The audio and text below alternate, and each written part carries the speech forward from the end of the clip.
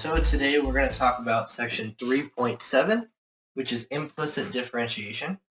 This is going to come in handy when we cannot take the derivative by itself because we're going to have a multivariable situation going on. So for example, if I had the graph of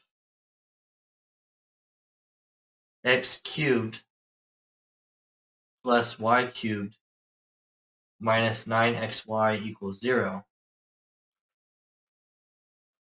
you see that we don't have an equation that says y equals, so we can't just take the derivative right away. This function looks something like this. So as you can see, it is represented by, well, it's not necessarily a function because it does not pass the vertical line test. So as we move a along, you can see that the tangent line, there is a tangent line that moves as a moves, and so we can actually see this function change, and we can see the tangent line move. So what this means is that there is, in fact, an equation for the tangent line, and we just need to determine it. So what we want to do is actually just take the derivative of both sides, d dx. So again, we're taking the derivative of both sides. And remember that the sum of a derivative is the derivative of its sums. So this becomes x cubed d dx plus y cubed d dx minus 9xy d dx equals 0 d dx.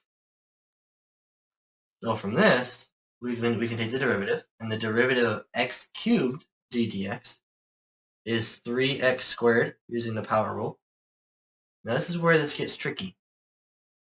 So we're taking the derivative of y cubed. So it's the derivative of this stuff with respect to x. So what you do is you take the derivative of the outside function. We're going to apply the chain rule here. And so the derivative of that would be 3y squared times the derivative of the inside piece. And the derivative of y is dy dx. So again, implicit differentiation is using the chain rule. So here, this is going to be minus 9. And I'm going to rewrite this as a product. So we're going to leave the d dx. We'll do that one next. And the derivative of 0 is simply just 0. So we have 3x squared plus 3y squared dy dx minus 9. Now again, here we're going to be using the product rule. So x prime times y plus x y prime equals 0. We get 3x squared plus 3y squared dy dx minus 9.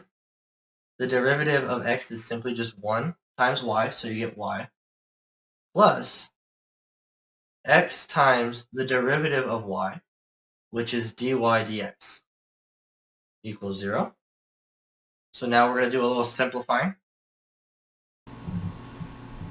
Alright, so we're going to get 3x squared plus 3y squared dy dx minus 9y minus 9x dy dx equals 0.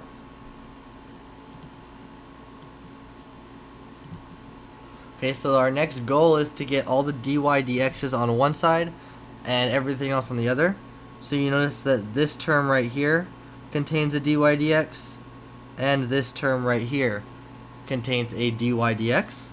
This means that I want to go ahead and take these two terms and put them on the other side of my equation.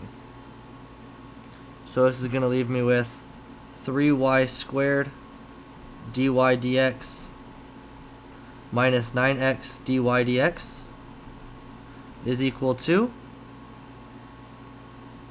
9y minus 3x squared.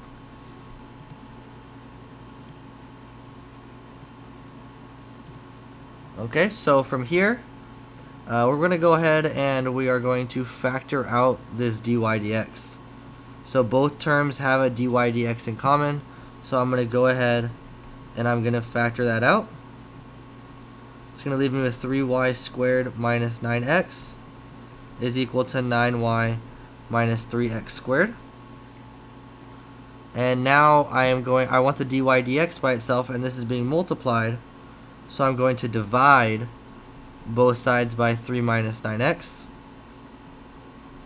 Or sorry, 3y squared minus 9x. These are going to reduce, and I'm going to be left with dy dx is equal to 9y squared minus 3x, 9y minus 3x squared divided by 3y squared minus 9x.